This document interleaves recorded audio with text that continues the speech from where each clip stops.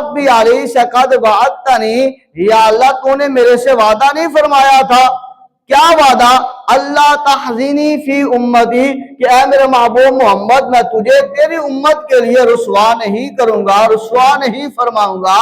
تو فرمایا حضرت امام الانبیاء صلی اللہ علیہ وسلم عرض کریں گے باری تعالیٰ پھر یہ میرا امتی جہنم میں جا رہا ہے۔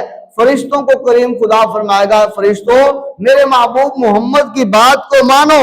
جب حضور کی بات کو ماننے کا حکم دیا جائے گا فرشتے آئیں گے اور اس کا نامہ اعمال پھر میزان کے اوپر لایا جائے گا، پلے رکھے جائیں گے، ایک کے اندر نیکیاں ایک کے اندر گناہ، اور پھر بھی گناہوں کا پلڑا جھک جائے گا، بھاری ہے، اور نیکیوں کا کم جو ہے وہ پلڑا اٹھ جائے گا، وہ ہلکا ہے، کم ہے نیکیاں۔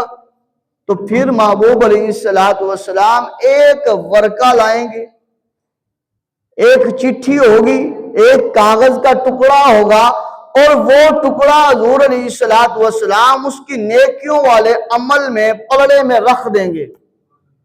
حضور فرماتے ہیں میرا یہ رکھنا ہوگا، وہ پلڑا جھک جائے گا اور گناہوں والا اٹھ جائے گا، اور پھر فیصلہ خدائے لم یزل کی طرف سے ہوگا اس بندے کو جہنم نہیں بلکہ جنت کی طرف لے جاؤ۔ اب اس پر امتی کیا کہے گا؟ یہ موجود ہے۔ امتی اب یہ دیکھ کر کہے گا فدا کا نفسی و ابی و امی و جسدی و مالی و جانی و روحی، کہ آپ اتنے حسین ہیں، آپ پر میری جان قربان ہو، میرا مال قربان ہو، میری روح قربان ہو، میرا جسم قربان ہو، میری اولاد قربان ہو، میرے ماں باپ آپ پر قربان ہو۔ آپ اتنے حسین ہیں، اتنے پیارے ہیں، اتنے جبین ہیں، اتنے اعلیٰ ہیں، اتنے حسین ہیں، آپ کون ہیں؟ اس جگہ پر میری جو ہے وہ ملاقات، میرے سے جو ہے وہ محبت اور مجھے بخشش کی راہ ہموار کروانے والے آپ اعلیٰ اتنے اعلیٰ ظرف والے کون ہیں؟ یہاں تو وصاحبتہ وبنی وفصیلتہ التی تؤوی، یہاں پر تو بہن اپنے بھائی کو چھوڑ رہی ہے، بھائی بہن کو چھوڑ رہا ہے، باپ بیٹی کو چھوڑ رہا ہے، بیٹی باپ سے منہ موڑ رہی ہے کہ کہیں نیکی نہ دینی پڑ جائے۔ یہاں تو ہر بندہ اپنی میں لگا ہوا ہے۔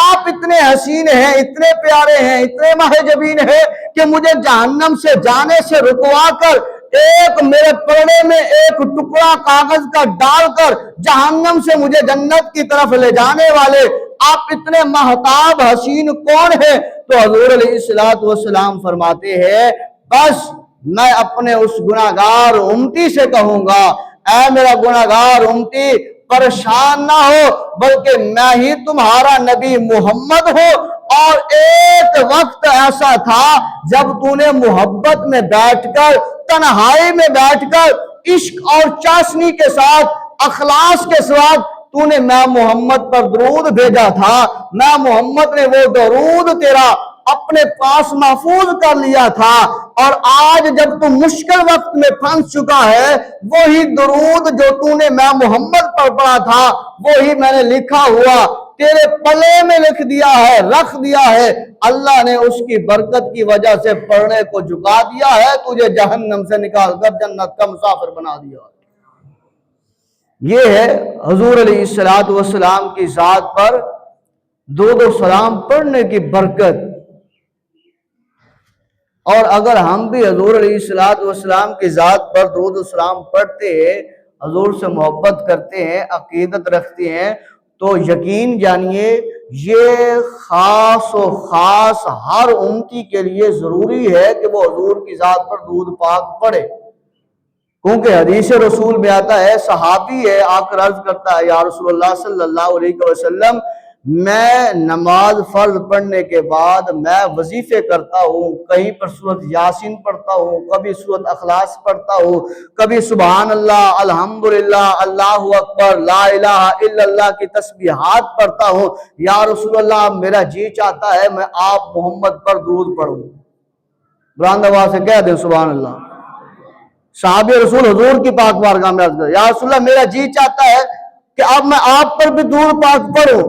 آپ بتائیں جتنا وقت میں یہ تسبیح و تحلیل میں کرتا ہوں اس میں سے 3 حصے اگر بنا لوں، اس میں سے ایک حصہ آپ کی ذات پر درود پاک پڑھوں اور 2 حصے یہ تسبیح و تحلیل کرتا رہوں، کیا میرے لیے ٹھیک ہے؟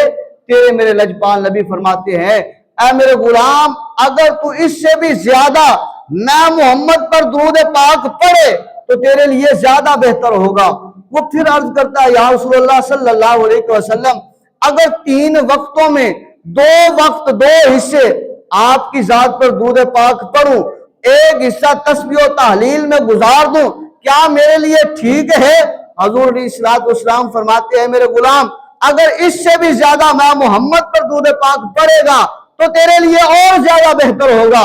وہ پھر عرض کرتا ہے یا رسول اللہ صلی اللہ علیہ وسلم، اگر میں فرض نماز پڑھنے کے بعد، اگر میں جو ہے وہ فرض نماز پڑھنے کے بعد، فرائض کو ادا کرنے کے بعد آپ کی ذات پر درود و سلام پڑھتا رہوں یا رسول اللہ ٹائم کی قید بھی کروں، بس آپ کی ذات پر درود پاک پڑھتا رہوں تو میرے لیے کیا حکم ہوگا؟ تیرے میرے لجپال نبی نے تبسم فرمایا اور فرما کر فرمایا اے میرے صحابی، اے میرے غلام، اگر تو اس طرح کرے گا تو میں محمد کو گواہ بنا لے، میں محمد اس بات پر گواہ ہوں، اللہ تیری پریشانیوں کو دور فرما دے گا، اللہ تیری مصیبتوں کو دور فرما دے گا۔ تو ابھی دعا کے لیے ہاتھ بعد میں اٹھائے گا، اللہ تیری دعا کو پہلے قبول فرما لے گا۔ اللہ کی پاک بارگاہ میں دعا کریں خدا ہم سب کو محبوب محمد سے محبت کرنے والا بنائے۔